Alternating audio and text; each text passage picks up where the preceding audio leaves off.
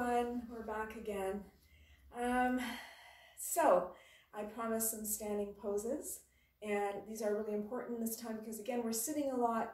We need to keep our strength out. We need to keep strong legs. Strong legs are really what it's really all about, because the stronger our legs are, the more mobile our spine will be. So we need to keep this strength in the legs. So let us start again in Tadasana. If you remember from the last video, we were finding the four corners of the feet. We were shifting the weight back on the heels, taking our thigh bones back. So, you know, if we look from the side, we want the ankle and the side of the hip to be in alignment. And for most of us, it's more like this. I'll just show you. We tend to sway forward. A few people do this, have the hips back and the upper body way forward. But most of us have our weight more into the balls of the feet. So we want to shift that weight back and really feel that curtain of the heel in our Tadasana.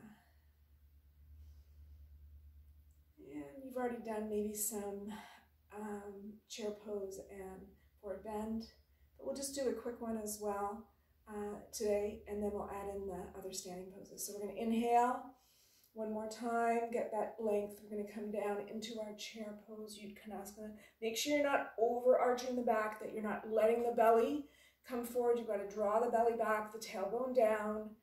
You're going to shift your weight onto your heels. You're going to feel the work in the thighs. And see maybe this time if you can get down a little bit lower. Ideally, my upper body would be back more, but I'm working on keeping my own body balanced. So here's where I am. And then I'm going to come forward into the forward bend, reaching forward. As I said in the last video, the more times you do a pose, the more you get familiar with it, and the more you can see what your body's doing and focus on it. And again, we want to move slowly. We want to use our breath. We're lifting the sit bones up, engaging the quads and drawing them back. Feeling the weight on the heel. So again, as I go into my forward bend, there's a tendency to shift the weight again forward, or bring my hips way back, so far back that they're no longer in alignment. The thighs are, the legs are no longer in alignment. So we want ankle, knee, and hip. Good. Then we come halfway up and inhale all the way back up to standing, and exhale back to the heart. Good. Now, you're going to bend your knees and you're going to bring your feet out really nice and wide, as wide as you can for Trikonasana, or triangle pose, okay? So I always say, okay, I notice that now. Bring your right foot forward. So what you want to do is as you slide your left heel back, you're going to slide your right foot forward. But the hips don't slide with you, okay? They stay. So the left heel comes back just a little bit, the right foot comes forward, and the hips stay. And just like in class, I'm going to change my mind. Let's actually do Warrior 2, Virabhadrasana 2 first. So take your foot, actually your back foot parallel to the back of the mat, keeping your hips parallel with the side, the long side of your mat. So not, in other words, not letting that happen. Keeping your chest, I'm looking right at you. My collarbones are in line with the lines of my hips. And then I'm going to bend my right knee. Notice that nothing else in the body changes. I'm just going to bend my right knee. And what I want to try to do is get this thigh parallel to the floor. And all I'm doing is using my weight here, or using my, really gravity. I'm just letting the pelvis drop. So this is where we want to keep the center of gravity, and we want to keep a lot of weight into that back heel so that, again, we're not doing the same thing I talked about in Tadasana. We're not allowing these thighs to come forward. So we're just going to slowly bend that knee. And it should feel like you're splitting yourself in two, right from the pubic bone. The left is going to the left and the right is going to the right. And we haven't even added in the hands yet. So just do that. And then let's add a little movement in today. So let's just bend and straighten that front leg. You know, again, you might be a little bit stuck. Psoas might be tight, hip flexors from all the sitting that you're doing, or maybe not. Maybe I'm the only one doing a lot of sitting. So I'm working, and then again, pay attention to your feet. Are you keeping the four corners of the feet active? Are you lifting the arch of the foot? Because if we allow our arch to drop, what will happen is that the knee will no longer track. And the knee, if I put my third finger in the middle of my kneecap, I can see if you're doing that. I'm going to turn this way just to show you. There it is. I want my finger now to point to between the second and third toe. I mean, you know, we all have different things happening in our bodies, but that's generally what we want, okay? So we do that, and then let's come back to center again. This time we'll lift up our arms. So inhale, lift up the arms. Don't lift up the shoulders, draw those down. Lengthen through the fingertips. Fingers together for conservation of energy or energy flow.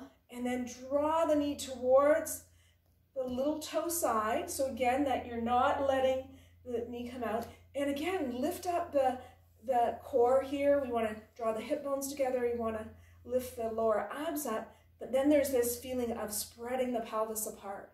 This is the beauty of this pose, okay? And then we can hold that for as long as you like. And then inhale up, exhale, come back to the center.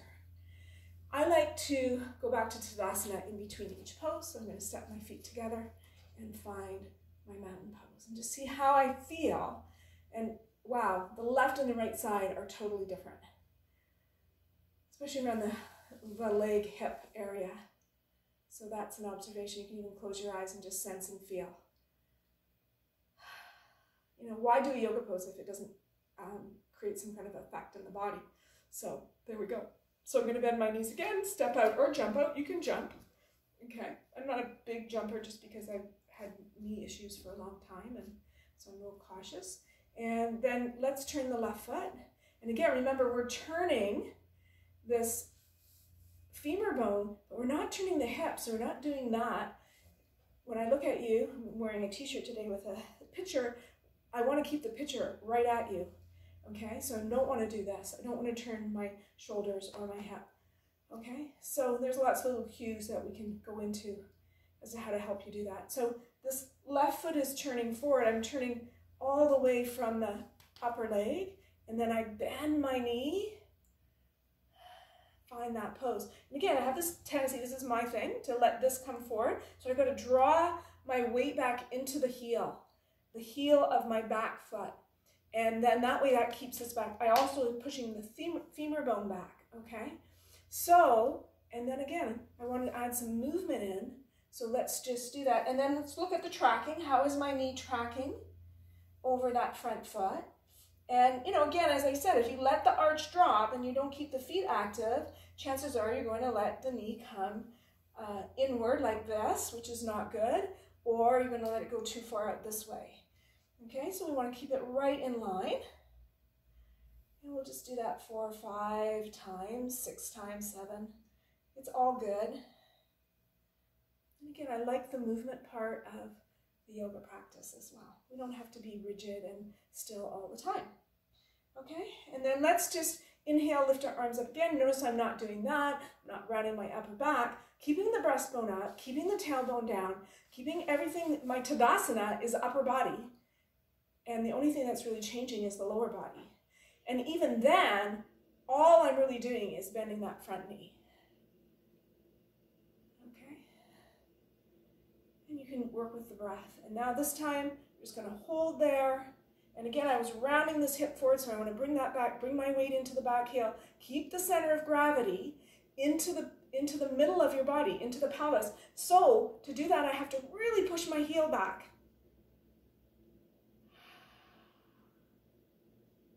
And then breathe in the pose. Woo.